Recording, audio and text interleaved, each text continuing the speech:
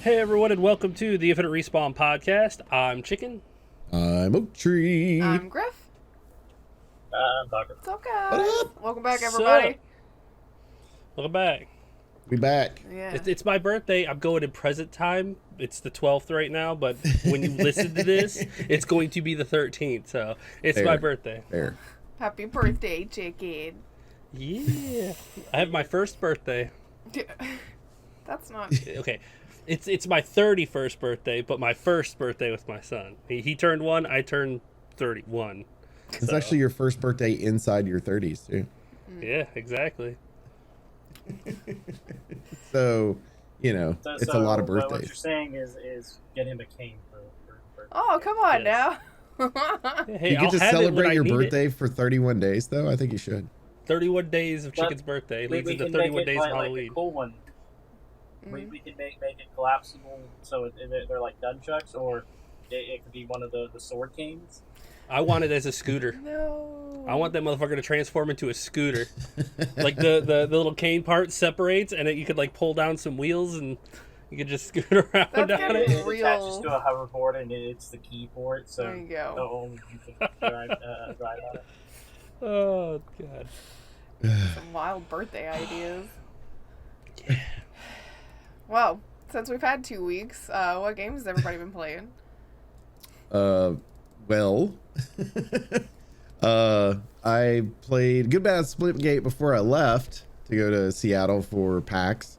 At PAX, so PAX was about 30% of what it normally was size-wise, both the amount of people as well as the booths. They had social distanced out. There was not a whole lot of anything. Well, actually, everything was pretty much indie games, with the exception of Bandai Namco was there pushing Tales of Rise. So I did get to play a little bit of games that were there. I saw quite a few games that I really, really wanted to play that had long ass waits. And you would be like the 10th person in line and have to wait 4 hours. So I was like, fuck that. Not going to do that. Because evidently their demos were long. That one was called Blacksmith Bay, which is basically a blacksmith I guess game that you run a blacksmith shop for the local area, and Simulator. you find out what your adventurers need, and that's what you build. So it's like, okay. Oh, I remember seeing that game. I think I passed it on Steam at some point. I was like, oh wow, this actually looks pretty neat. Yeah, so the concept of it was really cool. They had probably one of the coolest booths that was there. Apogee was there, which is an old school name. And they had quite a few games there. It was there. They had one that I thought Chicken would really like, called Dead Fury.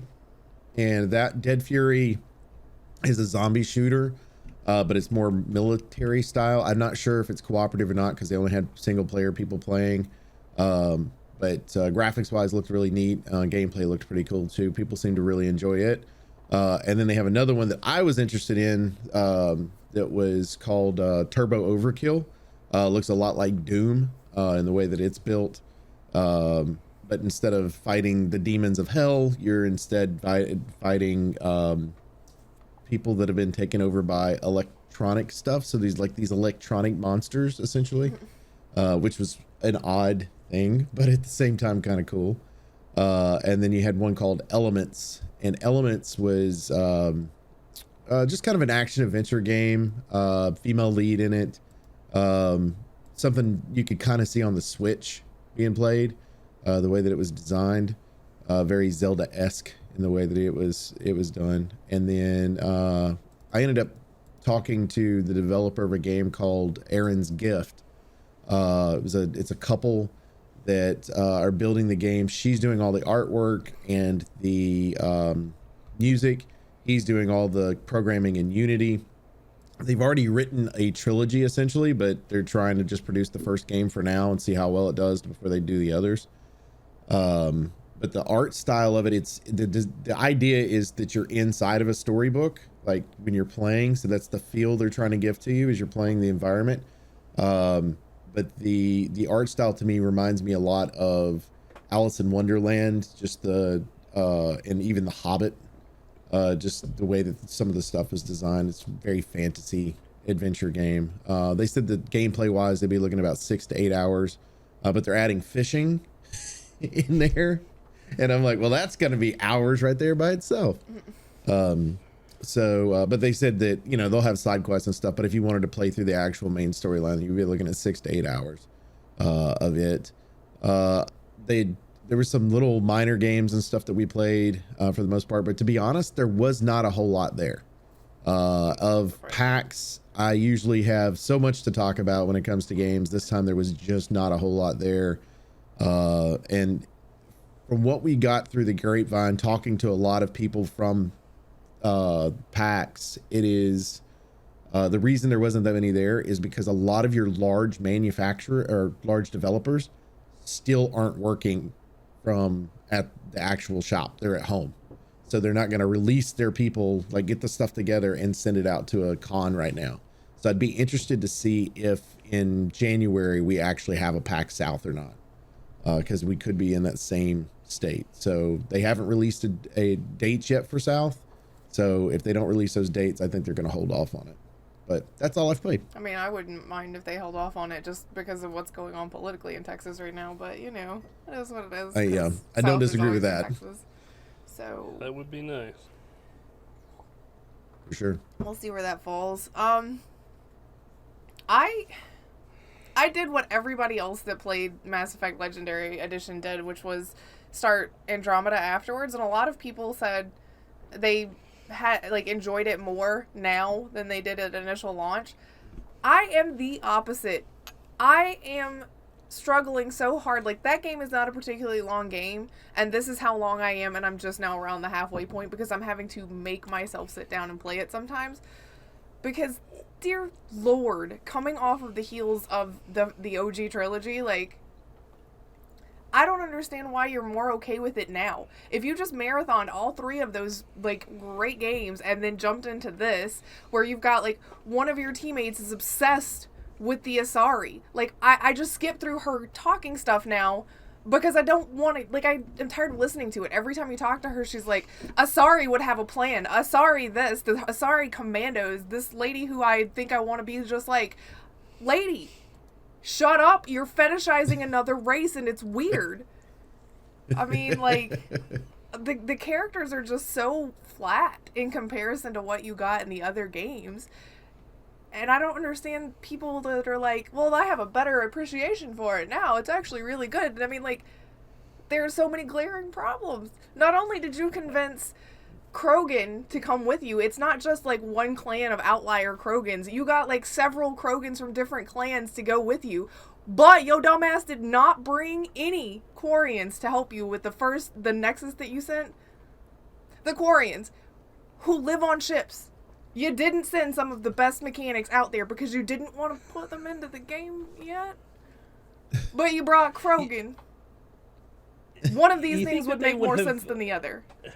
You think they would have picked out a very stable, balanced crew? Nope. For the first ones to go to the Andromeda. No. We're just gonna stock it full of Krogan, some humans. Yeah, some what humans else that we just didn't really even vet all that well. The Andromeda Initiative was we need a bunch of people to sign up to go. Should we make sure they're qualified people? Nah, just, whoever will sign up, go ahead, throw them on the ship. Cool. That's why we have a whole group of it'd be like outlaws. doing a raffle to let people go to Mars. It's you have no history in space flight. You're just a regular Joe. You want to go to Mars? I mean, cool. And then they just have a mental break while on Mars because they just. That is why in Star Wars the stormtroopers completely suck ass, because that's basically what the they just take whoever. Yeah, that's what they ended up doing. I think it's interesting too, like trying to remember how you talked about Andromeda in the past and listening to you now. Because I think you had some of the problems at the beginning before, but it was one of those where once you got into it, you go once I got into it, I kind of enjoyed it. You could this and that. Yourself, maybe, but that's the problem. Is now I've previously played this game removed from the original trilogy, so enough time spent where it's all right, over that, onto this. This was right after, so it was one of those things where it's all of the Mass Effect lore is still fresh in my mind, and all of these things that are problematic are just so glaring in that kind of retrospect right there, where you're How did you convince all of these Krogan to come here? Like, there's no way you could be like, well, you know, the genophage is a thing, and you guys aren't really having luck with population as it is. You want to just pack up and go to a whole nother galaxy where you might instantly die? And the they Krogan offered just them be like, tons yeah, of fertile women. Yeah, You could like, start a whole new species here in the Andromeda Galaxy. And the amount of Krogan women that are there, too, is like, okay, you can convince me that you could take some of the dudes, alright? Because Rex told us in Mass Effect 1 that a lot of the Krogans that are like, I just know I'm never going to get to procreate, go out and become mercenaries. But they don't really let the ladies just go do whatever because they're so freaking important. But sure, I mean, lots of it's a good way Krogan to- ladies. Just the It's a Krogan good way to population in exterminate your own Andromeda is probably species. bigger than in the Milky Way somehow. And I don't understand how that works. All the women left. It's like, fuck this. And they didn't take any Quarians. Like, I just don't understand. I don't understand some of it. You'll have to refresh my memory because you told us before. Where does this take place in the timeline? This Right is after basically Mass the Effect arcs 2. that are going to Andromeda leave right after the start of Mass Effect 2. So basically, Okay. Shep's dead. They leave. She's resurrected, or she or he is resurrected through the Lazarus Project and goes on to do all the stuff in Mass Effect 2.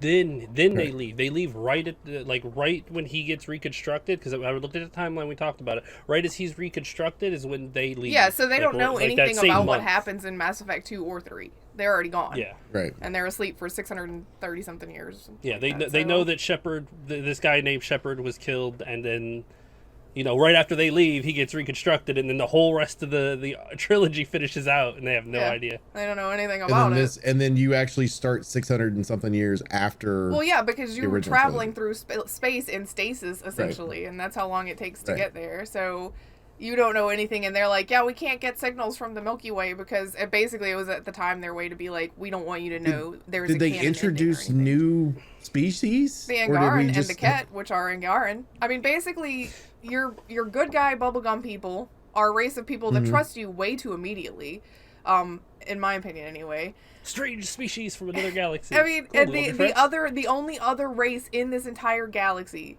is the Ket, which are basically Andromeda versions of the Collectors, where they collect other species and turn them into their own. So they've just collected the Angaran and turned them into their own. It's so weird. It's like they built 30, 40 different species in this galaxy, in our galaxy, they're like, and then in in this the one, next there are one, they're two. like, there are just two.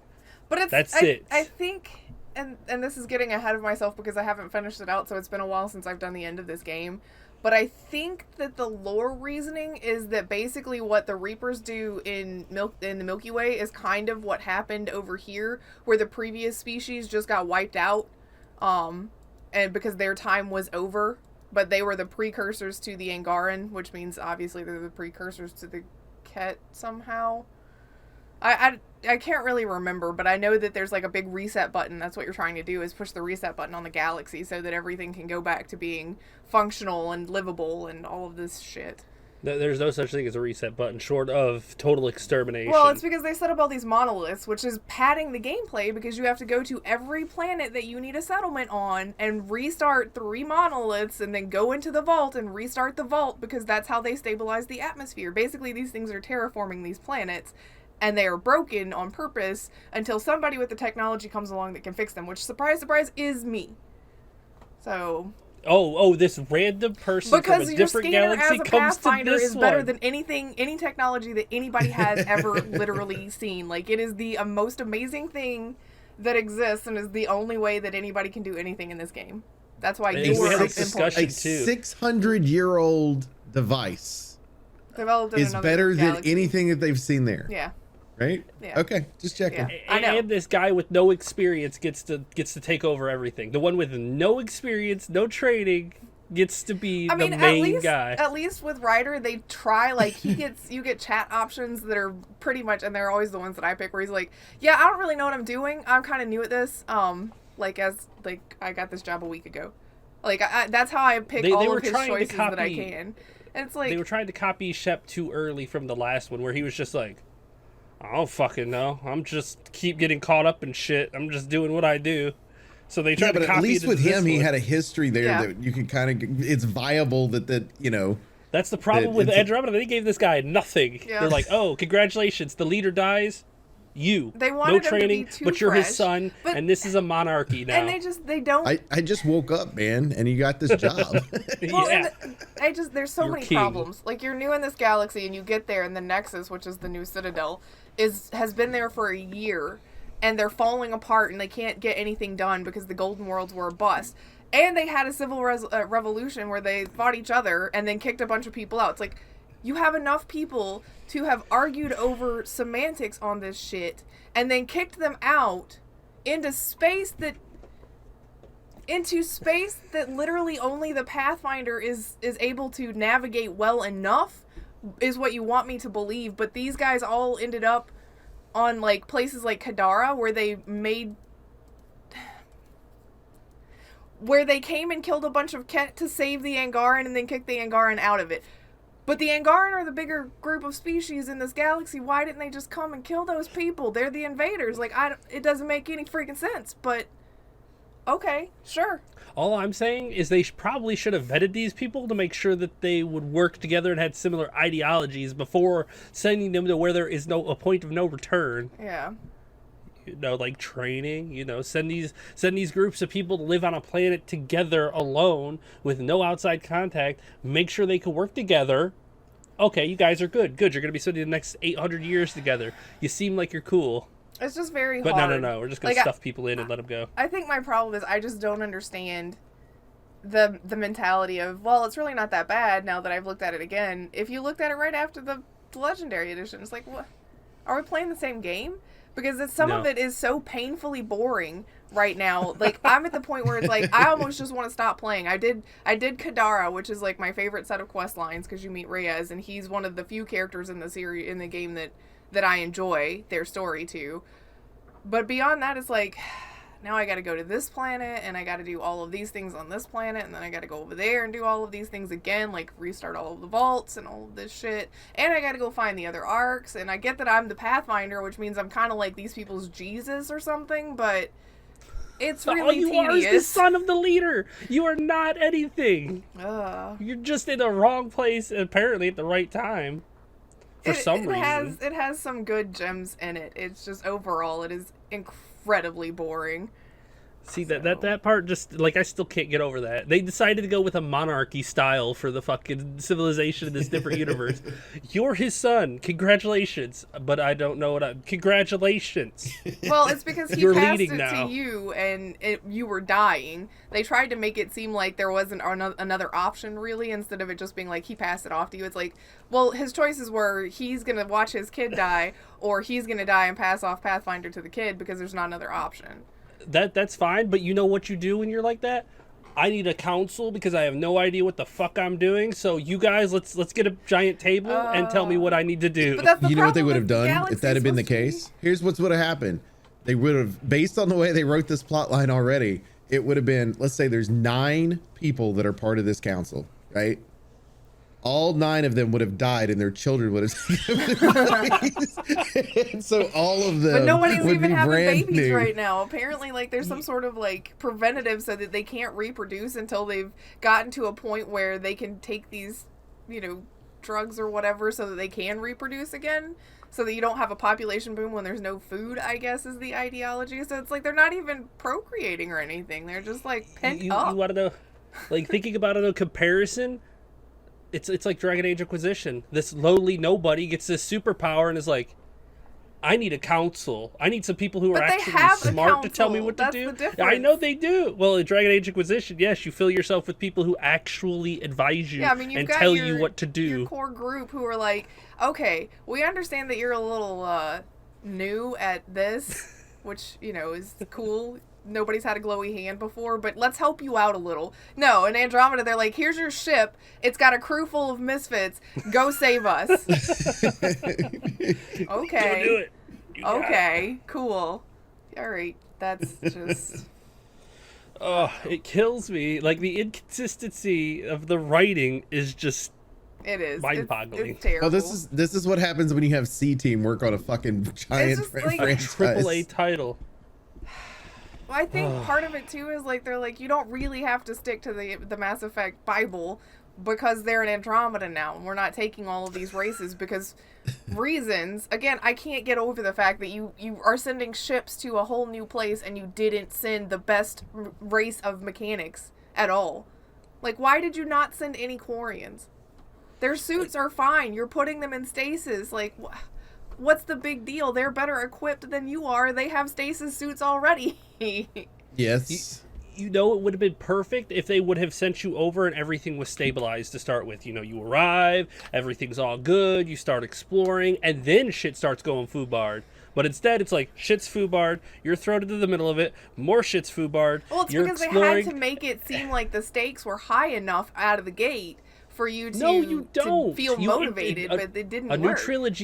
A new trilogy, you start slow. You just kind of work your people into it. I mean, I don't disagree with you. Expand the world. Theoretically, like, because so when you start the actual game, are you on the ship that has been going for 600 years, and then? Yes, you Okay. you wake up in Andromeda. Like, the first scene is you waking up out of your stasis pod. Okay, and so once you wake up out of in Andromeda, how long is it before you move to a planet to go meet people? I mean, like, and it's stuff? almost immediately. Basically, the starting events of the game are you wake up, you are part of the group that's supposed to go to the planet first. Your dad's the Pathfinder. You and your sister, or you and your sibling, are going to be part of the first ground team that goes. And so you're telling me the other Citadel that was here for a year didn't do any ground exploration? Nexus? No, they did. Their first colony failed because of the conditions on the planet and because of the Ket that they weren't expecting. Because I guess they were just expecting that literally no one lives here and no one would move in the 600 years it takes to get there.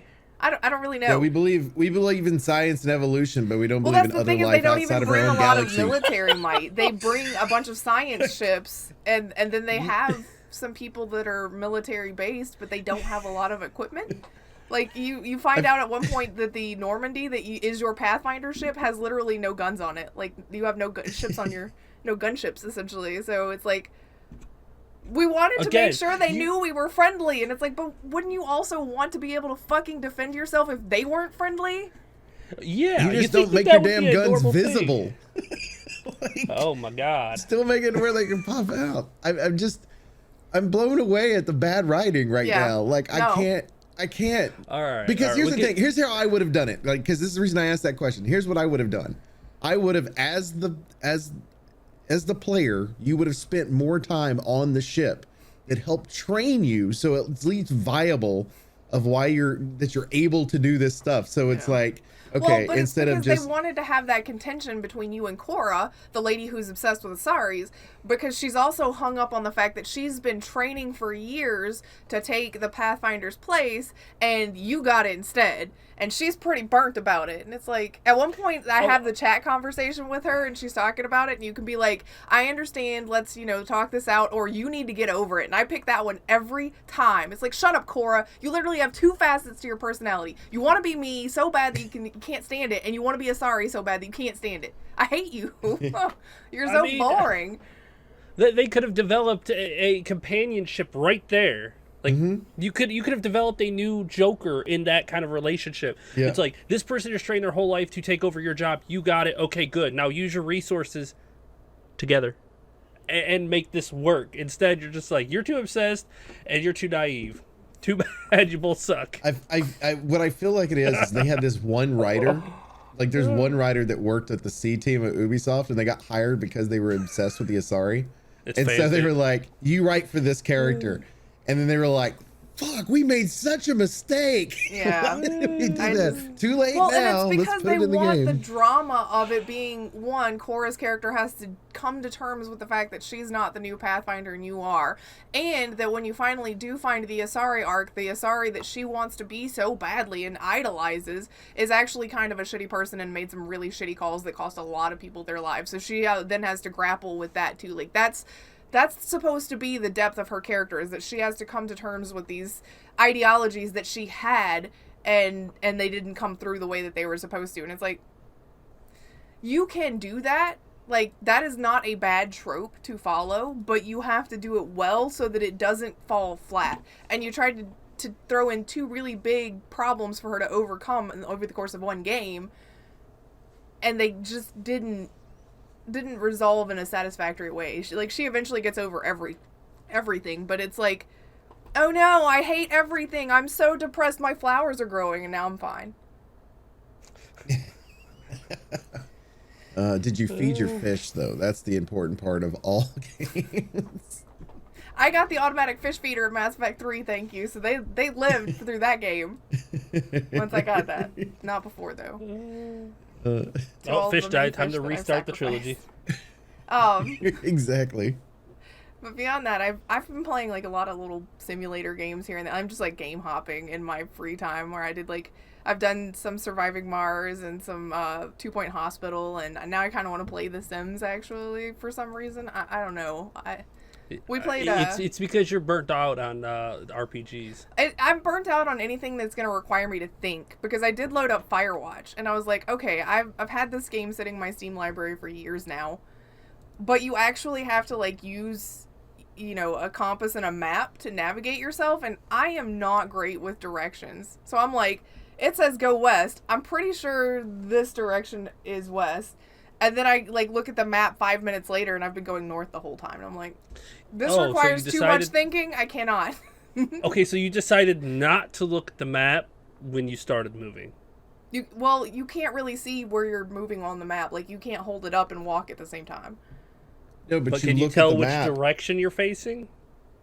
No. Basically, when you're looking at the map, you have the map and the compass, and you're like this. I can only see the compass and the map. And then when you're walking, you're like, okay, so here we go. So you have a compass. Yeah, but you can't like hold it up and navigate yourself. No, that's fine. You hold it up. You look if you're facing west. Yeah, I know. You drop it. Turn. Okay, look. You hold it up. Some of us are not great at everything, and there are certain things that I am not great at. I taught orienteering at once upon a time. Directions, not great. I look at it, I'm like, okay, I need to swing 45 degrees this way. I swung 45 degrees this way. I'm pretty sure I'm going the right direction. No, I'm just kidding. I'm not. See, I give you directions because I know you'll get lost. I know.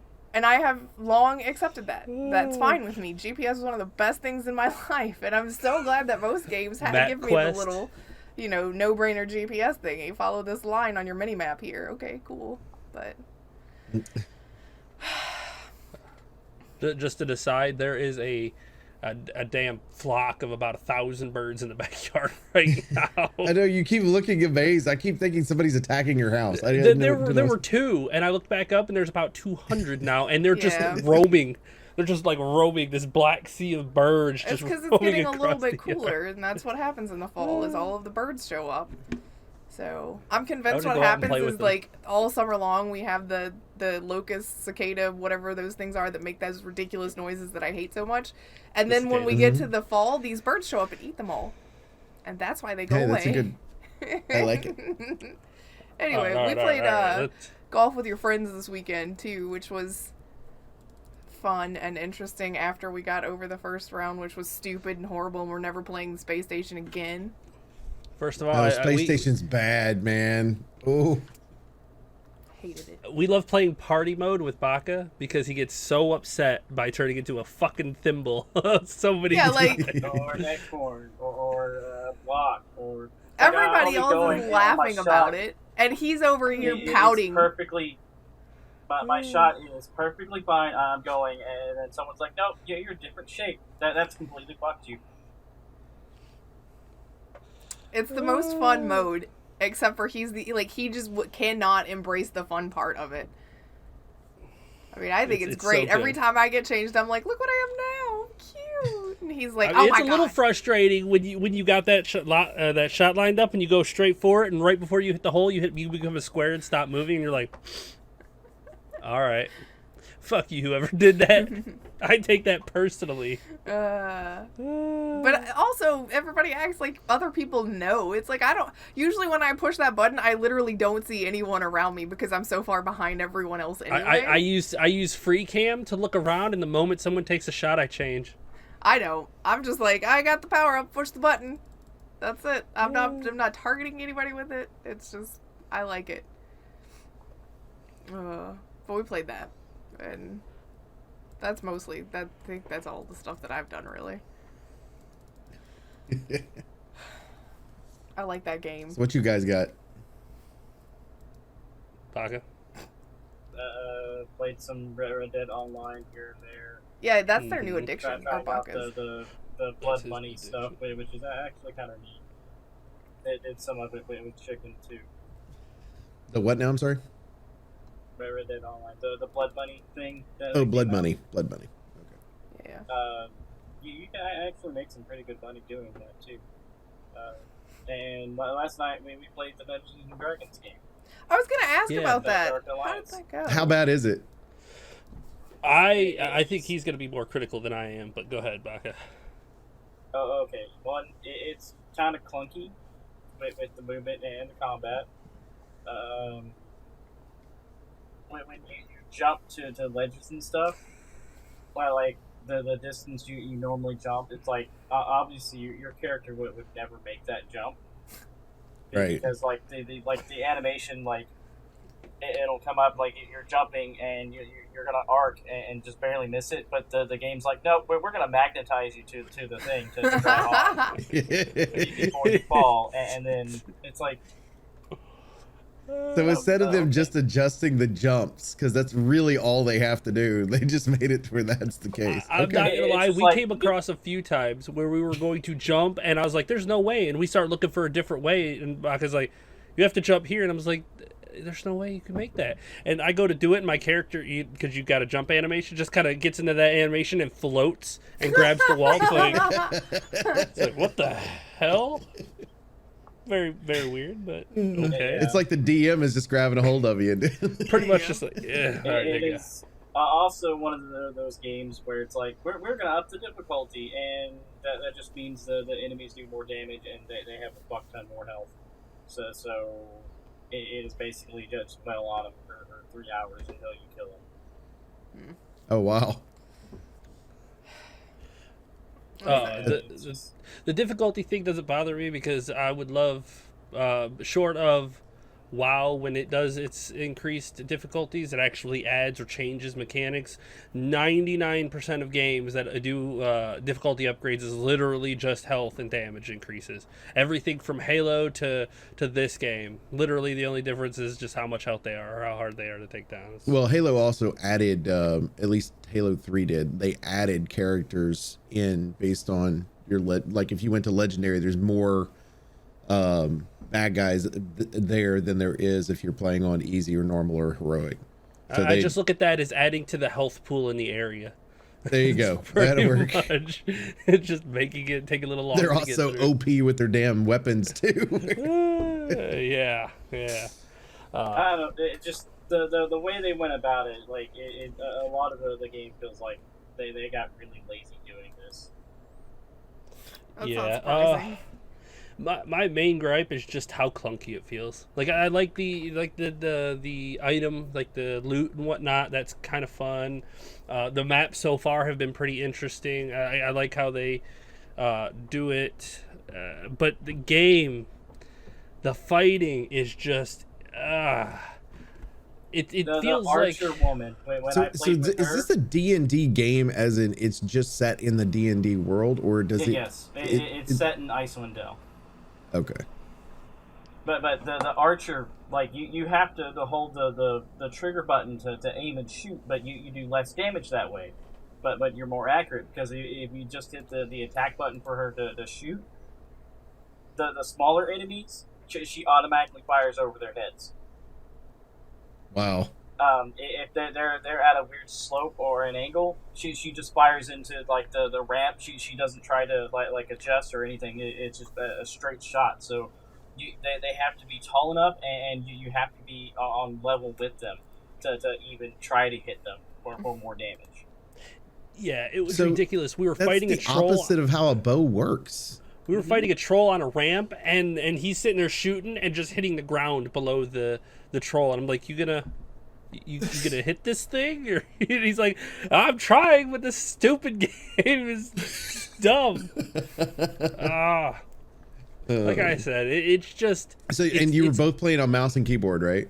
He was playing with controller. I was playing with the controller. So Okay, that was going to answer my question. Is it clunky on both? So the answer is yes. Okay, got it. All right. It's got some good things there. It's just the in-game, when you're actually playing the gameplay is just dirty. Like, it kills me when I swing my hammer, because I'm playing the barbarian. When I swing my hammer, it just basically swings through them, and there's no like recoil from them. There's like a huge delay in recoil. You hit them, and then you swing by the second time, and then they start recoiling from the first hit, and they're like, oh. Wow. And then they get thrown. Like there's a delay, there's a lag It's between the hit and their recoil. It's terrible, and it feels like the so bad. old Japanese dubbed movies.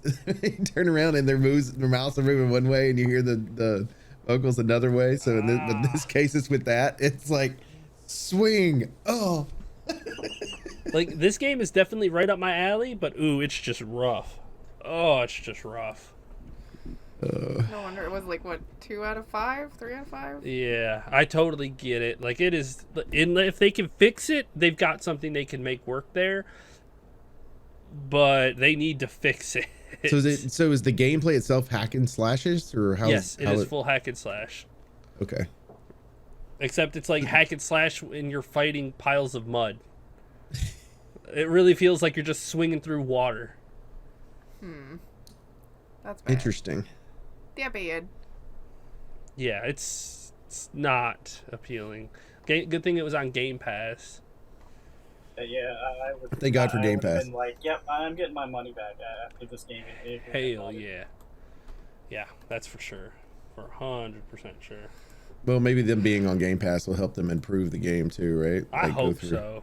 Because I know that they said that they were working on improving it, but I mean, that game is just so rough. They got potential, but it is what it is.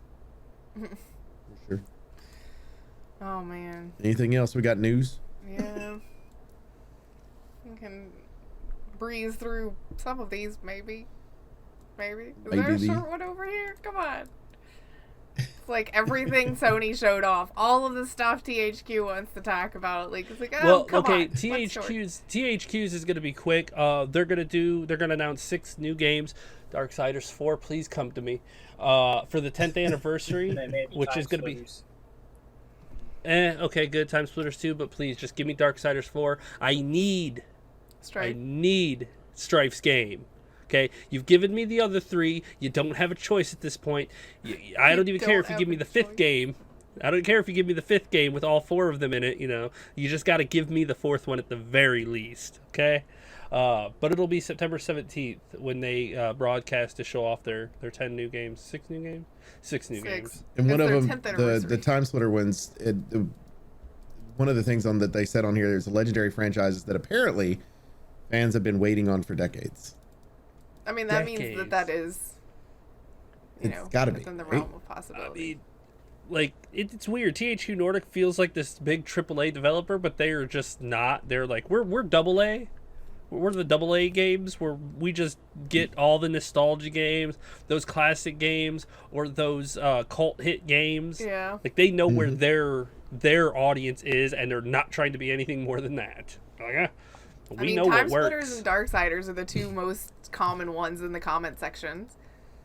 So, out of 6... I mean, they're probably going to show off Saints Row, too. For Saints decades, I would assume maybe Time Splitters. It says they're announcing 6 new games, though, which would, to me, say it's not Saints Row because they've already announced that. It'd be 6, like, new announces. True. Theoretically. Who knows what they're and it's so crazy to think that this is their 10th anniversary. Like, we've been following them since they started picking up the companies. I know. Crazy. We'll get that one. I will say good on Jeff Keighley, because apparently all these companies only go to him for their announcement shows now. They're like, hey, we're going to do an announcement show. Get Jeff Keighley on the phone. He'll do it. He doesn't care. The only time he's taken is when he does his awards show. Right. And even then they're asking to be at the awards show because they get more coverage there than they do on E3 and stuff. Oh yeah, for sure. So what's on? Another quick one that's on there. There was an issue with New World when it was coming out. If you had a 3090, some of the EVGA ones were basically dying Yeah, the graphics from cards. playing New World. But they found out that it's a dodgy soldering, so bad soldering on the inside of it, and so but they're working on making sure that's fixed. That problem is so. If you have one of their 3090s, first of all, what bot did you get that to buy for? Yeah, like how are people getting these cards? Where did you find it? But or how much money do you have to pay for that? Yeah, but if you happen to have that, you might want to contact them and see what you can do. yeah. Which I'm sure that would be under warranty because that's just faulty craftsmanship. Like that's on them, 100%. Oh, 100%. 100%. Let's talk about the Twitch thing. That way we can throw kind of a negative one in the middle of the show instead of it being... we always wait and save all of the bad for the end of the show. Let's not do that. Let's end on a good note today. The Twitch lawsuit? Yeah, I was going to Yes. let you talk about that since you're on Twitch more than any of the rest of us right now.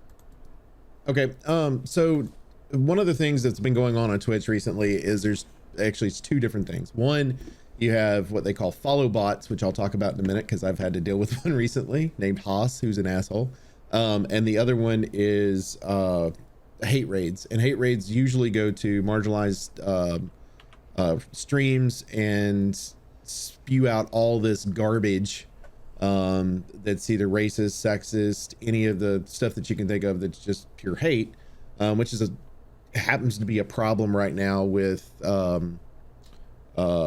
it's becoming more of an issue. We've even had on September 1st, they had this, I'm off Twitch day thing to where they try to have kind of a strike. I don't know if it's successful. People are calling it successful. Normally they average about 4.5 million people watching per day, and they're down to 3.5 million on that particular day. So I guess I wouldn't call that. Like if they dropped to like 1 million people, I would call that, not just down 1 million. But and my thing is I don't think it does any good to do one day. It's the same people. To me, it's the same people that turn around and go, oh, by the way, I'm not buying gasoline tomorrow because I'm mad about the pricing. But you're either buying gasoline the day before or you're buying gasoline the day after. So go an entire week maybe not streaming on Twitch and see what happens. But the problem is it hurts your pocketbook at the end of the day, not really Twitch's. So, but Twitch has filed a lawsuit against 2 of these hate raiders. It'll be very interesting to see how this plays out. They are believed to be from Austria and the Netherlands. So we just kind of have to see how this works and what can be done about this, if anything, and then how do you prevent it in the future, things like that. Twitch just needs to get their shit together and figure out exactly how to protect their streamers a little better. And there are ways for streamers to protect themselves, but they shouldn't have to while they're in the middle of streaming. Yes. That's why you do have some mods that are available, but not every streamer has a mod, or a mod at that particular time that they're coming in. And a lot of times these are very overwhelming. I did have a friend who actually lives here locally that he and his brother stream, and they had 700 follows the other night off of follow bots that they had to go through and ban all of them. I got 12 on Thursday from Haas. Haas, you're an asshole. Haas, at least you could do a sub. Look, it's 20% off right now for September for everybody that's there. You can at least do a sub.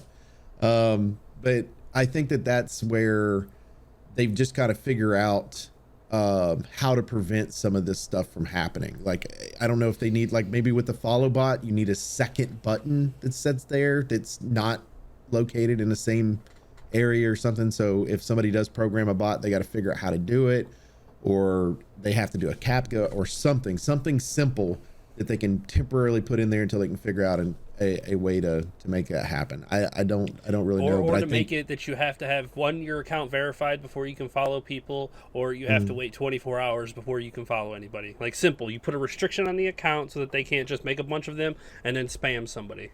Well, I think they'll put, even then, if you wait the 24 hours to verify, if you will, then, and a lot of them, you know, when you build those, you have emails.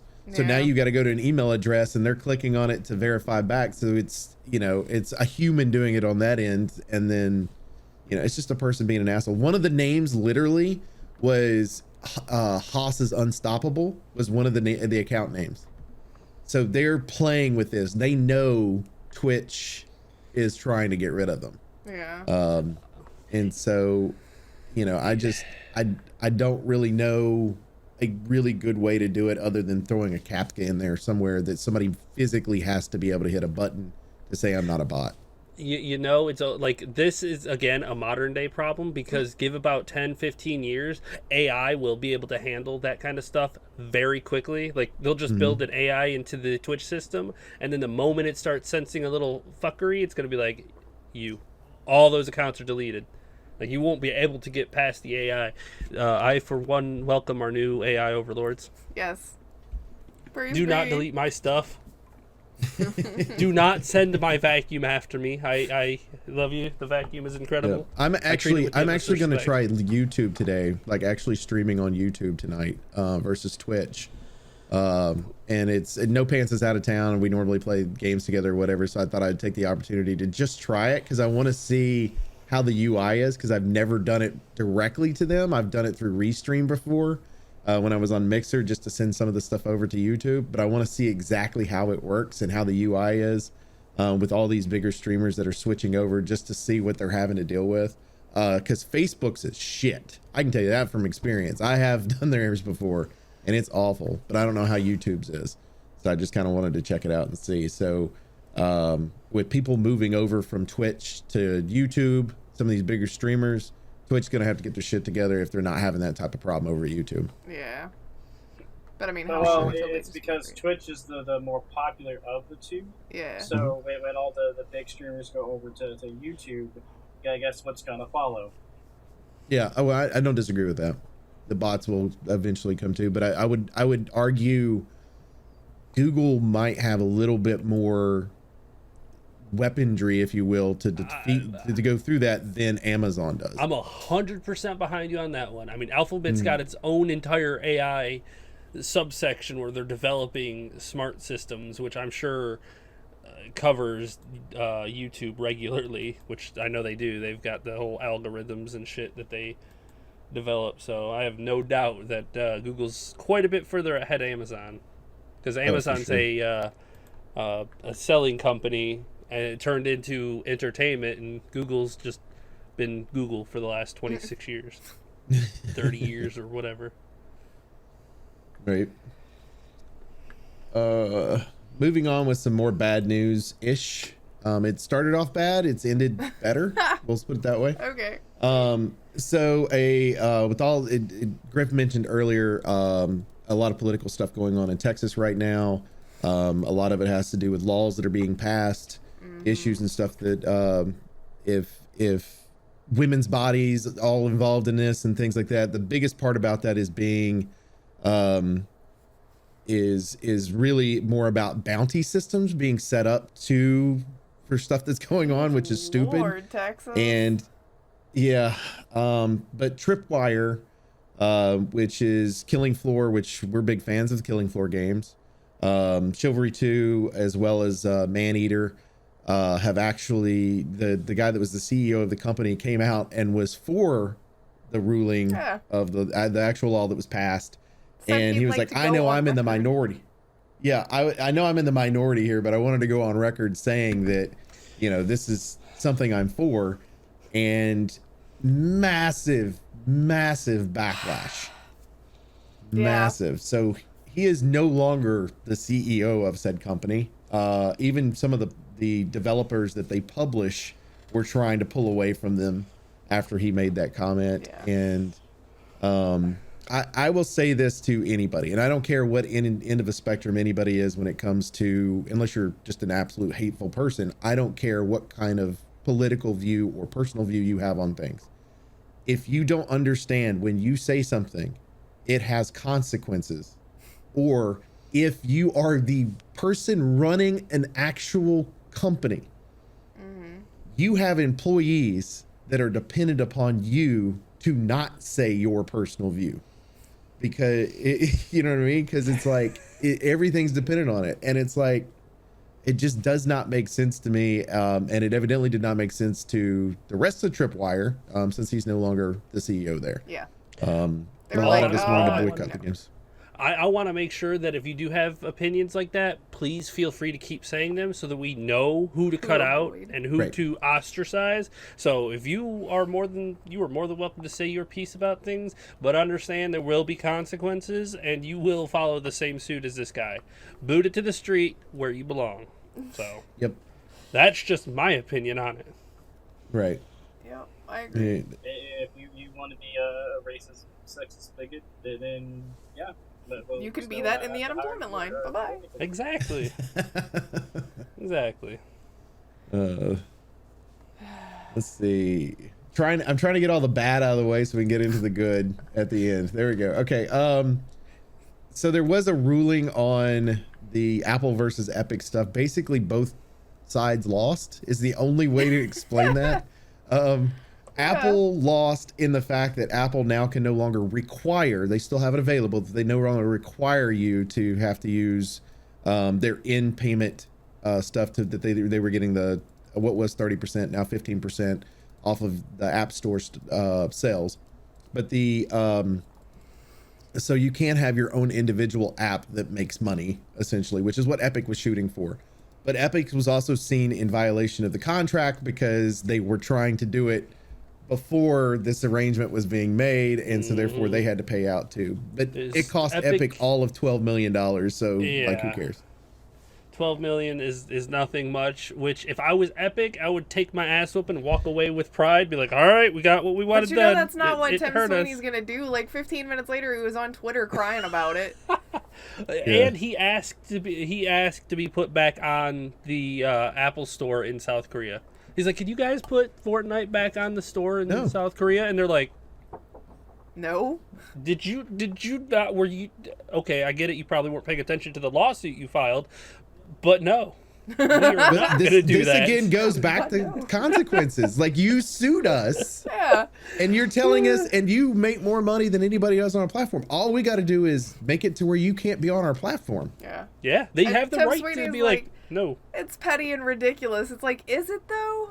You sued You them. sued them. Like it's You really kind think of they're like gonna I play took somebody to afterwards? court and then I don't understand why they're upset now. You took them to Right. court. Like what? What? I don't know. I don't get it. There's How do you not understand? the thing about it is he tweeted out too, like, one of the things he tweeted out was like, I'm fighting for all the little guys that are out there that have this available to them and trying to make everything on an even playing field. And I was like, dude, really? Yeah, you You're can't on an say even you're playing field. fighting. You're a $1 billion company and you're trying to put on an even playing field, acting like you making $10,000 a year. Yeah. I mean, Oh, Tim yeah, Sweeney and that's coming arguing from the that guy he's a who little scalps guy. the shit out of his developers too. Like, you could be on our platform exclusive. We'll give you all this money, but you make nothing until we get Right. our money back, and then we'll give you we'll give you your 10% or we'll take our 10% or 30% or whatever the hell they take now. yeah. After you've Yeah, reached like- your certain number of sales. I just Epic is not the, oh my goodness, look at them. Tim Sweeney is the epitome of that meme with the bicycle and the kid that sticks the stick in the spokes and falls off. Yeah, like that's exactly what Tim Sweeney is, because it's what he constantly does and blames somebody else for it. It's like, okay. Well, and the thing is what this lawsuit's going to do, for anybody that wants to know, what this lawsuit's going to do is he's going to make this as precedence for him to be able to do the same thing on PlayStation Store, Xbox Store, and on Google. Like, Now, everybody will have the option to create their own direct Well, payments to the company. And he's trying to And so- present it as fighting for the little guy so that smaller companies can do the same thing. But really all he wants is for him to be able to make all of the Fortnite cash instead of having to share a cut of it with the platforms that Fortnite is on.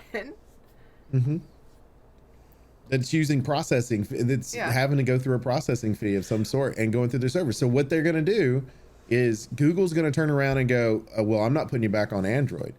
Yeah, we don't Xbox trust is you. going to go, we're not going to allow that on ours. Yeah. And PlayStation's going to say the same thing. It's not going to pass through their stuff. So now your Fortnite that was making you tons of money, which is, by the way, a dying game right now, is literally going to be a dead game except for PC, because you're not going to be able to play it. Not going to be able to play it. And I'm sorry, if you're a diehard, Fortnite fan, you're like, how dare you call it a dying game? Here's how I know it's dying. Because we were going through 4 to 5 Fortnite articles a week, like 3 years ago, and now we're lucky if we get one Fortnite mention in like a month. So, yeah, you're on the decline. Calm down, it happens. Yeah, it's all right. Put your banana skin on and walk you away. also could tell it, if you don't believe us, go to Twitch and go see the top games that are currently being played. It's not #1 Fortnite anymore that has 300,000 people watching it or 500,000 people watching it. It's usually something else. And Fortnite has several times when I've clicked onto Twitch been on the second row, which I hadn't seen that in years. It's just a regular game now. Fortnite is nothing spectacular anymore. Mm-hmm. You're just in the clump of the rest of them. I'm going to Twitch just to see what's on the top. Your days of being king are gone. That's it. There is no king right now. I wonder if that's what it is. It's like he was banking on the fact that that extra 30% didn't bother him, but once it started to decline, he's like, shit, we got to do something about this. How can we make more money? It's number 3 right now. Or 4. It's just chatting, Minecraft, Valorant, and then Fortnite. If you're getting beat out by Valorant, ooh. No, Valorant's growing huge, and they're having a tournament. Oh wait, no, sorry. It's trying to recommend it to me. Currently, Fortnite is #1. I'm sorry. It is followed very closely by just chatting, GTA 5, and then Valorant. Is there something going on at Fortnite today? It's the weekend. What's their numbers? It's probably one specific viewer. But anyway, we're gonna get all. Yeah, sorry. I just had to know. I just had to know.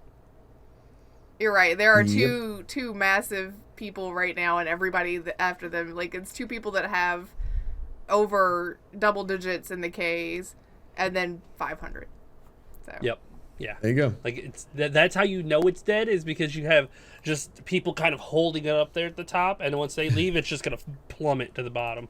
Sorry, I just had to know. Because they're there for the people, not the game. It used to be they were there for the game and not the people, but. Exactly. Let's talk about some positive things then. Yep. So Chicken had talked about the fact that THQ Nordic is going to be having an announcement later this month. Well, we already had an announcement from Sony. When was that? 2 days ago? Yeah. 3 days ago? Yeah.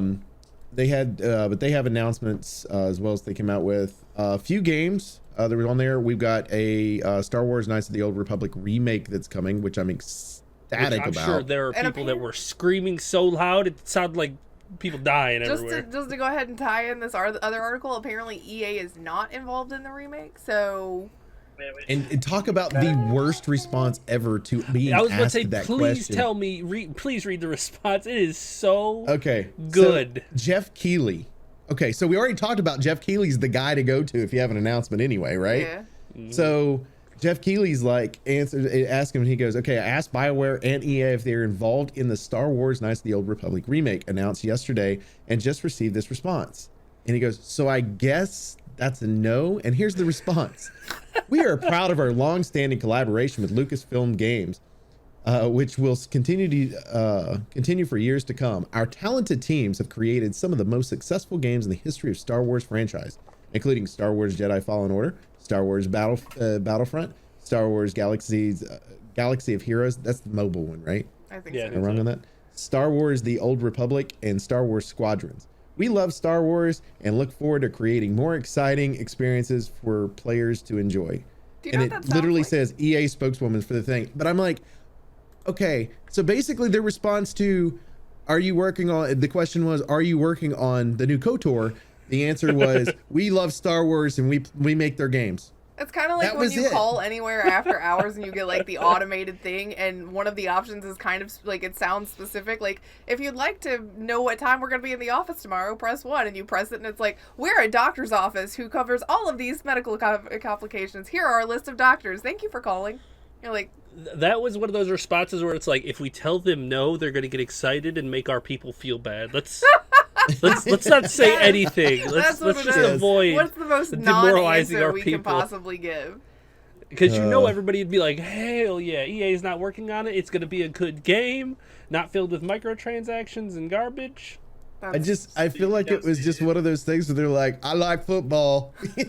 Like it was one of those type things. EA worked on it.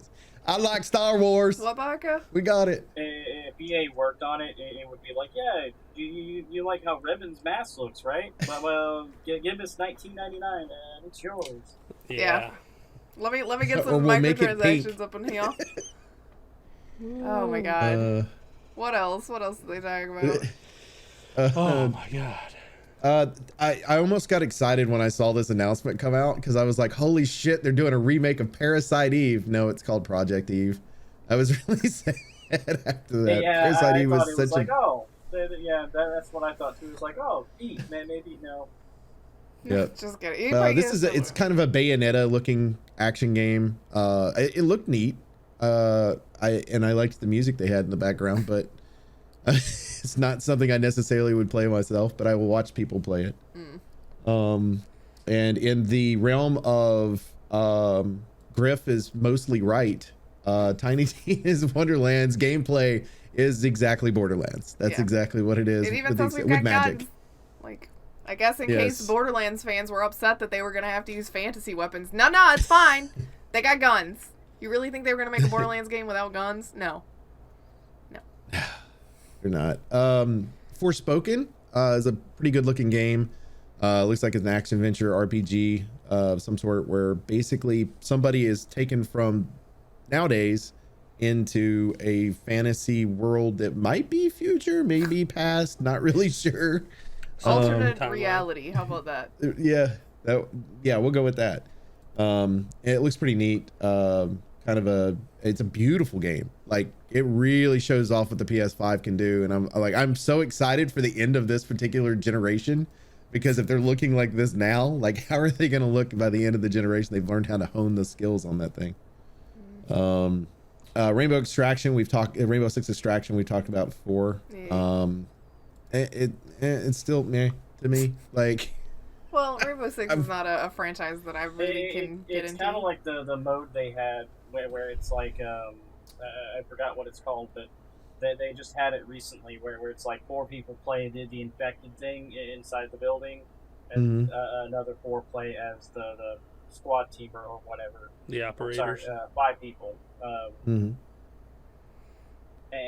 they have to defend these egg things before the main one can be taken out. You have to take out the 2 little ones that are its shields, that basically. So, and the infected only have the melee weapon, the knife.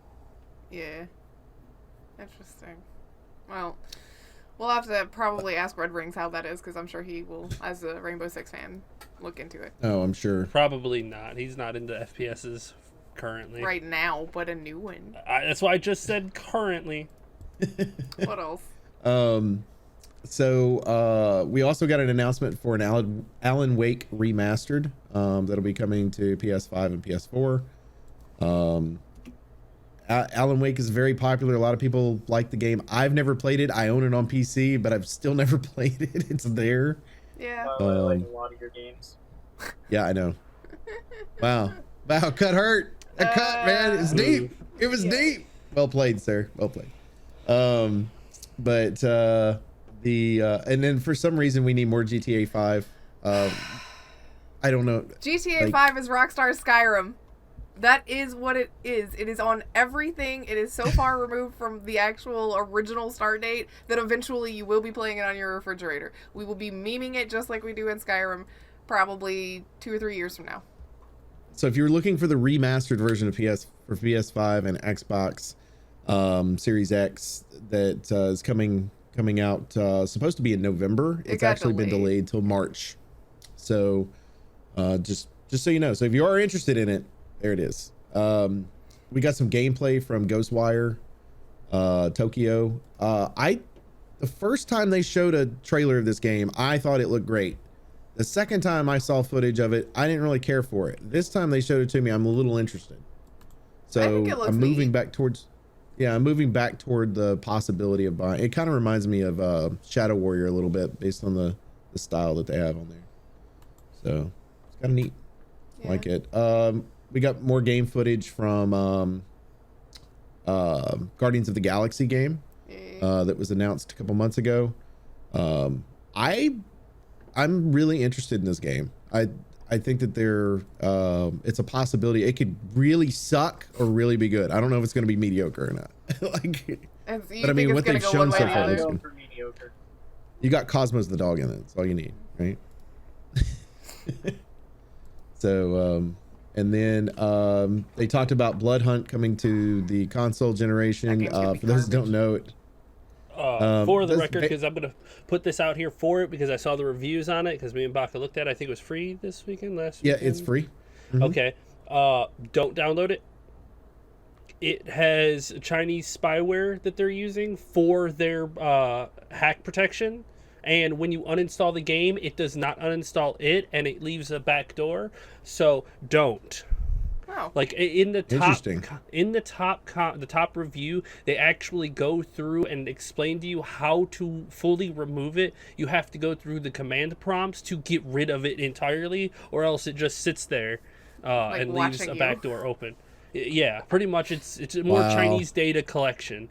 So basically, not only is it a terrible game, it's just... Trust me, Baka brought it up to me, and I was like, hell yeah, I want to try it out. And then I started reading the comments, and it was like, no, I'm not I really don't want to install it. I've watched a few people play it, and I was like, because I got asked about it the other night when I was streaming, and they asked what I thought about it, and I said, well, I have a problem with, and I have a problem because you all have a problem. You know the lore and everything goes along with it. I have a problem with the whole aspect, and I think it was Baka that originally brought this up, which is the idea is the fact that all these battles are happening without humans really knowing it's happening, and all of a sudden you got all these guns and shit that are being fired all around the entire world. Yeah. It's called the Masquerade because you're supposed to, be on the down low. Right. Well, I like that. I like the concept of having a vampire BR just based on the way the gameplay works out, but I don't like it set in this world because of that. Mm-hmm. Like knowing that information, I don't like it. But watching people play it, it actually looks. It's not something I would play, but I could see why people would find it very fun. Just because you have the different abilities for the different vampires and be able to move them around and stuff. But the Nosferatu one seems to be the one that everybody goes to because he has an ability to kind of disappear, and it's a little OP because you can snipe while lovely, invisible. Lovely. So it's like not a good idea to have that in the game. More footage from Deathloop. I'll be honest, that game looks like a ton of fun, and it comes out in 2 days. I love the concept of it, where it's like Dishonored. You go through it, and once the day is over, you reset. Or if you die, you reset. Everything is reset to the exact same position at the start of every day. So you know how people move. Like, you learn the rotations of the AI as you go through your loops so that you can kind of figure out how to do it better. You have to kill all 7 of the bad guys in 1 day. You know why it's similar to Dishonored? Because it's made by the same people. Yeah, it's made by Arcane. Yeah. Hell yeah! Like, I wish I liked the gameplay looks good. The gameplay for Dishonored more because I'd really like to support Arcane specifically. I want another Prey. Well, this is more of a first-person, like stealth first-person shooter. It's not like I don't think there's any stealth. You said the word stealth. Hey, if you want to go full ham, you go full ham, girl. You do it. You pull out the shotgun and you run into him. That's too funny. I think it's interesting that it's like Groundhog Day with guns. Like, basically, it's like, I know where everybody is. I get to learn to play piano in the amount of time that I'm on here too. And I just think it's interesting because you could kill the bad people in different ways each day to make it more stealthy. Because once you kill one, or if you're alerted, it puts all the other ones in high alert. And also, my favorite, because I love dynamic gameplay, is at a certain point in the day, the mysterious one will spawn in and chase you and hunt you down. Like, she will start hunting you regardless of what you're doing. She just appears in the city and she will try to find you. That's pretty neat because you don't know if you're in the middle, trying to get something done with this guy, and she pops out the fucking window and it's like, ha, I found you. It's like, oh shit, here we go. So it's nice. They kind of added a full dynamic thing to a very stagnant style. Makes it more interesting. I like it. Next you got I believe it's pronounced Chia. I'm not 100% on that. Which is a game that was announced. I want to say it was just before E3. Sony had announced it. It was or it might have been when they were doing the PS5 announcements to start with. But it's kind of a cartoony looking game, and it is looks like it takes place in islands, like where you have like the rafts and stuff like that people use in that. But my favorite part of this entire thing, because I thought my kids would want to play it with me, is because of the fact you can become animals in the game. Like she kind of possesses animals. I really don't know how else to explain it. And then that one looks pretty cool. Looks like it's coming along pretty well. It's set to come out 2022. I thought it was interesting though that it is set for the Epic Game Store.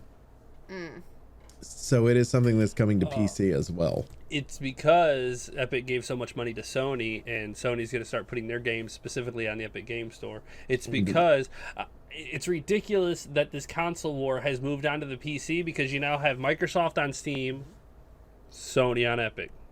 Mm-hmm. Where there are some games on Steam, and hopefully if Sony gets their shit together and is like, we could sell more copies if we put it on Steam. You could. I know. Good. Crazy. I'm interested to see though if any of the games that they have on Epic Game Store, if they have in-game stores inside the Epic Game Store. So like the game itself has it, and if the lawsuit would end up going to, somebody's going to take Epic for their own win and be able to take it out that way. That'll be interesting at the end of the day. Wow. We're also getting a PS5 remastered version of Uncharted 4 and Lost Legacy that they're calling Legacy of Thieves Collection. We already have the Nathan Drake collection that came out on PS4, and then these were set in PS4 world, and I guess they're just doing it for PC and PS5. I still don't understand why we don't have an Uncharted collection for PC. That's what I'm saying. Like, if you're moving the game to PC, why are you only moving the last two entries? Like, the final Nathan Drake's, story, and then the one that came after it with Chloe and...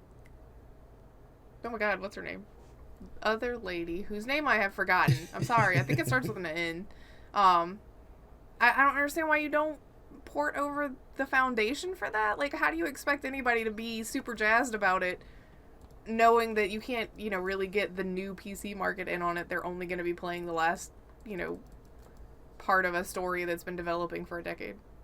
Mm-hmm. I don't understand. I don't understand the idea behind that, especially since, as we all know, Naughty Dog doesn't have anything else to do, which is why they're rebuilding The Last of Us, because they were just bored.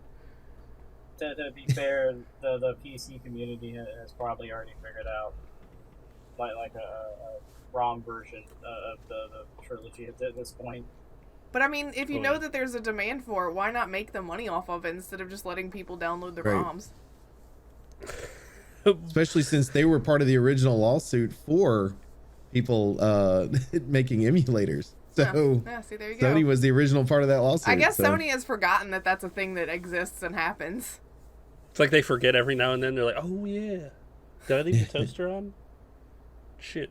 It's like the emulators are still going. Yeah. They're still just as powerful. Yep. The announcement that I really thought was awesome is Insomniac is working on a Wolverine game. It's Insomniac. That's gonna be cool. Yeah, so I'm excited about that one. It didn't show a whole lot. It just showed basically it was a Logan's teaser. hand. Like, when it says teaser, that's literally all you got. Yeah, you didn't know what it was happening until it happens, and then when it happens, you go, oh, okay. They did a really good job on that one. I think. Don't bloat the game. Yeah. Do not bloat the game. I don't think they Do will. not add so much into it that you kind of take away from the centralized story that you want to build. Just, I don't want to have to do 80 side quests to level up Wolverine's claws so that I could go to the next area. It's like, I don't think they will. I hope not, but we will see, because a lot of games. It'd be interesting to see, because the Sony's done really well with Spider-Man franchise the last couple games, which we did get a new Spider-Man 2 trailer for 2023. We talk about Yeah. that announcement. Dicks. They need to stop that. Spider-Man and Wolverine are two totally different characters. Spider-Man is, your friendly neighborhood Spider-Man. It's easy to make the games a bit more marketed towards with some kids and stuff in mind. But Wolverine, on the other hand, not so much. I mean, I think if you start going the route of like, let's make this kid friendly. So I don't think they will. That means, I mean, I judging don't by think it's the gonna be look of kid-friendly. Wolverine in that teaser, like the tiny little like snippet part that you saw of him, and that's it. I think they're gonna go dark and gritty because that's where you need to go with Wolverine. I don't think it's gonna be Spider-Man. I think they have Spider-Man, and that has its place. It's getting its sequel. This is gonna be very different. I think because the Logan movie exists and it was as popular as it was, and it was touted for how amazing it was and how that's how Wolverine should be, this is going to be dark and gritty for a video game. If that game never existed, I think that you would not have this one dark and gritty. But I think that people want Wolverine to be that way, and it's proven success. I think Insomniac's going to go that direction. Yeah. I guess we'll see. I mean, it's a teaser. We'll probably get it the same year that we do freaking Spider-Man 2. If then. It'll probably be a little bit longer than that. But I mean, that's fine. Take the time you need to make it good. We know they're working on multiple things right now, so. Gran Turismo 7 announcement as well. It's hard to make cars look bad on consoles. That's the only thing I can think of now. They look so good. It's hard to be excited about the Forzas and Gran Turismos these days because they look pretty and they already know the mechanics function. Good job. You made another one. It's kind of like the sports games. Yeah, I've only ever played but one Gran Turismo game. And that was back on the PlayStation 1 or 2? One was the original, I think.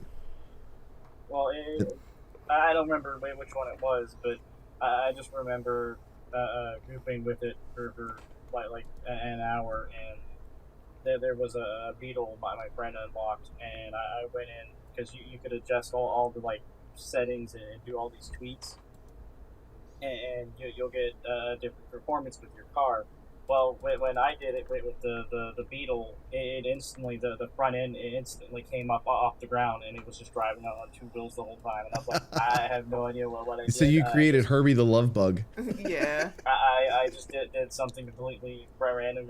I have no idea what I'm doing with this.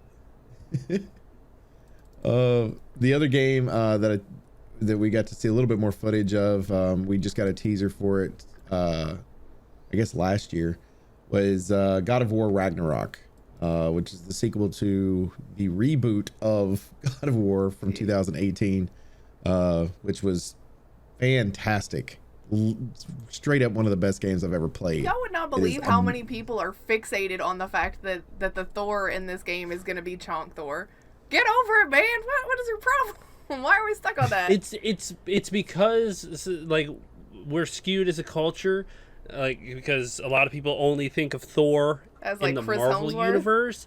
Yeah, it's okay, first of all, real Norse mythology has been around way longer than he's been alive by a lot, Why don't you go folks. educate yourself? It's like when Loki came out as bisexual. It's like, dude, this guy slept with a horse. Get over it. Yeah, the real lore the is a lot different than what Disney is feeding you. Okay, Right. Real lore. Disney. I just think it's funny that that's everybody's like, I mean, I think Ragnarok looks okay, but Fat Thor is just terrible, and it's like, okay, why is that what you're stuck on? We had Dad Bod Thor in the friggin' Marvel movies. Yeah, pretty much. And everyone loved him. I don't know. Mm-hmm. Yeah, but again, it was still Chris Hemsworth, so they were like, we'll forgive him. Yeah. We get it. It's all good. I guess now that's this the Thor, case. based on Norse mythology, is wrong because it's why? Because it's Chonk Thor. How dare they? It's like this is real mythology. Disney Don't is not body showing shame you real Thor. That's all I'm mythology. telling Yeah, I you mean, right now. what does Stop it body matter what shaming body Thor. shape they are, as long as they're functional as a person, as a character, doing what they need to do. right? That's fine. He's a god. He can do what he wants. Yeah. Pretty much. He's a fucking god. Oh my God. Let him handle his business. I mean, geez. Overall, I'd say it's a pretty, decent showing from Sony. You should have seen the Reddit for Silent Hill. Like, every time there's going to be any sort of show, especially if Sony is a major presence at it, they're always like, new Silent Hill, where's my Silent Hill? It's like, why are you still on this, you guys? We're not getting Okay, one. first of all, as a Lions fan, I come into every game going, "Where's my win? Where's my win?" And I never get them. So it's the optimism that keeps That's you a good going. thing you're an Alabama fan too.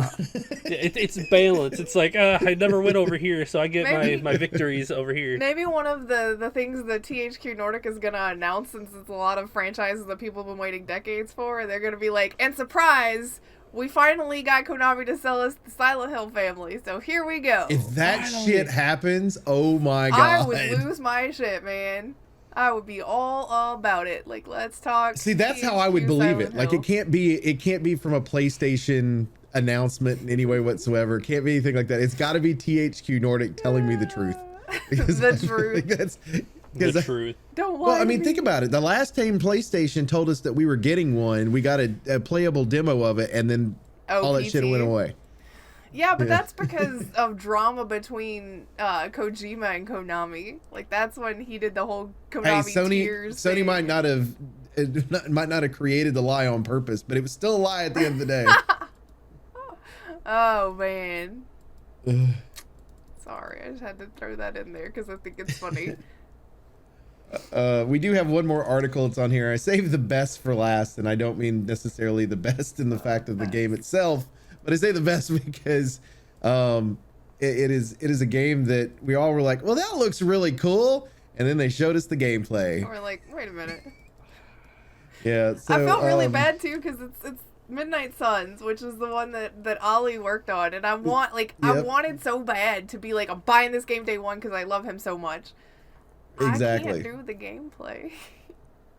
Yeah. It's XCOM, but it's XCOM with a deck of cards. So instead of it just being like pick your place that you want to move and have your dude shoot at the other dude, it's like pick the place you want your dude to move, and then which card out of your deck are you going to use here?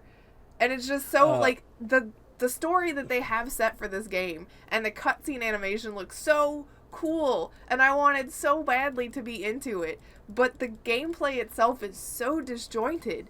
Like, how is that not immersion breaking for everybody to be like, and Wolverine walks up and punches dude in the back of the head and then stands there for 7 turns while everybody else on the field moves around him? I watched like some gameplay thing, and what killed me was after Sabretooth comes in and they're fighting and whatnot, and it's Wolverine's turn.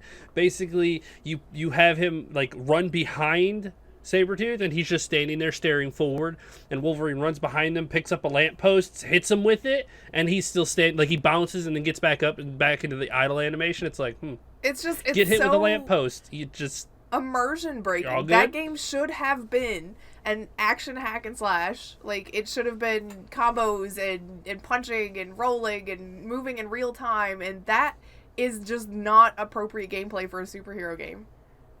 It's too You could slow. have I almost easily feel like done it's from one of that those where they were view. like, we already have a game similar to that, the Avengers game that came out that didn't do that great. So we got to make this other one that different. How can you make it this seems different? Like this is more like one of those cheesy mobile games. It does. It feels Yeah. very mobile game. Like, the ideology behind it and how it plays feels like a mobile game. And they're like, well, that's successful in the mobile market. Let me just put it on consoles and PC and see how it works out for us. It's like, but it's... I don't want a point-and-click version of this game for my PC. Yeah. You know? I mean, and the thing is the graphics look fantastic. They do. Oh, yeah. Visually, Like, I'm this so game is mad about incredibly this. appealing. It's just the gameplay is going to absolutely destroy this game. That is a niche market gameplay to start with. You've got a superhero game, which you can kind of be hit or miss depending on which cast of characters. But the way that they have it set up is there's a huge, awesome cast in this game. But that gameplay is just not conducive to the story that you want to tell with it. Yeah, I want to, like, they've got Blade in this game, and I just want to, like, go through and destroy things. Ghost Rider's in the game. I want to play that. But that's not that. It's just so immersion breaking to have to stop and do your tactical battlefield shit, and it's like that's not what superheroes are about. Like they analyze the battlefield and then adapt in combat in the middle of it, in the heat of battle, not whilst they're waiting for the other 5 guys on the field to take their moves. I don't know. I wanted it to be awesome, but I don't think I did can play too. it. And you know, it's one of those where you've got even if it was XCOM like instead of these card systems. Yeah. I feel like you could almost set it up to where you go, okay, look, everyone on the playing field has to decide what they're going to do Right now. at the same time. And then it plays out type deal. Like set it up that way. So then you're kind of watching what happens, but because certain people make certain decisions, certain things get negated or whatever, that would be a little bit better than what they have it set up as. I hate that it's not hack and slash. Yeah. Dude, so bad. It feels like that just it cools the combat too much to make it not exciting. What's that other Marvel game? They have another Marvel game that's like it's cooperative, I think. That's a franchise that they have the Ultimate Alliance. Yeah, that one. The Alliance. Marvel Ultimate Yeah. Alliance. Yeah. That I mean, even something like that would have been fine. Based on the way they've got their angles and everything else, it would have been fine. Ultimate Alliance and X-Men Legends were basically the same things. Just Ultimate Alliance added in the non-X-Men characters. Got you. So I guess that There did you turn go. into kind of a negative. I'm sorry. hey, no, it's all right. Like, it's one of those where it's like, you know, our friend worked on it, and you know, graphically it looks amazing. I just wish I liked the gameplay that they had set up. Yeah, I mean, like his part of the job, he fucking nailed. Yeah. But there's only so Exactly. much a graphic artist could do about gameplay decisions. Yeah. Which is none, because they don't decide. Yeah, they have none. On that one, hey, are you sure you really want to do these with cards? You can see that discussion happening. It sounds like it's setting it up for microtransactions. I mean, here's card packs, $9.99 a pop, you know, and things like that. It feels Maybe. mobile game-ish to me. Right. So, I hate that. I'm just I gonna have do, to like but- wait till somebody does the playthroughs and puts all the like strings the cutscenes together on YouTube. I'm gonna have to wait for that. or just go does watch it to where you don't see the actual card selection. You actually just see all the fighting play out too. No, because in even then between. it's still too much. Like he said, Wolverine hit Sabretooth with the telephone pole and he fell down and then immediately got back up and was in the idle animation. Like that's too jarring. When your cutscenes are in Right. real time and people are having conversations, it's kind of like conversation, but the conversation's completely disjointed. So I can't. I'd have to skip all of the combat stuff and watch just the cutscenes to see the story. There you go. Hate it, but at the end of the day, it's a pretty game. We'll go back with the pretty. It is very pretty. At least you're pretty. Anything else anybody has? No. All right. We appreciate everybody that hangs out with us each and every week at Infinite Respawn. As always, you can check us out on Twitter at InfiniteResPC. You can check me out personally at MDB Oaktree. Check out Griff. At Griff Slider. Check out Chicken. At Elite Chicken through and three. Check out Baka. Baka Pickle. Also, make sure that you go to Griff's YouTube channel. She's got all the stuff, all of those little videos that you need to go through, hit all the like buttons, make all the little comments. She'll message you back in 6 months, but you It's not always make my sure fault. you YouTube's weird about it. can... I know, but it's still a fun joke at the end of the day. Let me meme it, okay? Done. And then she's got new stuff coming in because it's fall time and stuff. So Yeah, I wanted to Make- record last weekend, but the stars did not align for that, so it's still going to be a little bit. all good. And then also make sure that you go to twitch.tv/Elite Chicken 313. How far, Chicken? I think we got Hopefully about a next month. month. Yeah, hopefully next month we'll be getting something in. I need to figure out if I'm gonna. Well, I'm going to get it. I need to figure out when I'm gonna get the Ghost of Tsushima DLC so that I can play that again. I'll just play through the whole story again so that I can play the DLC. Perfect. Do it. And you can pet the little fox or whatever it is. Yes, they do a little dance. Oh, yeah, the It's so little, adorable. the Yeah, little dance. the pupper dance. Yep. Also, make sure you go to twitch.tv/MDB Oaktree, where you can check me out most of the week. Make sure you're following the Twitter and all that. You'll know exactly when I go live. River Respawn, I'm Oaktree. I'm Griff. I'm chicken. Bucket. Bye. See ya. Bye.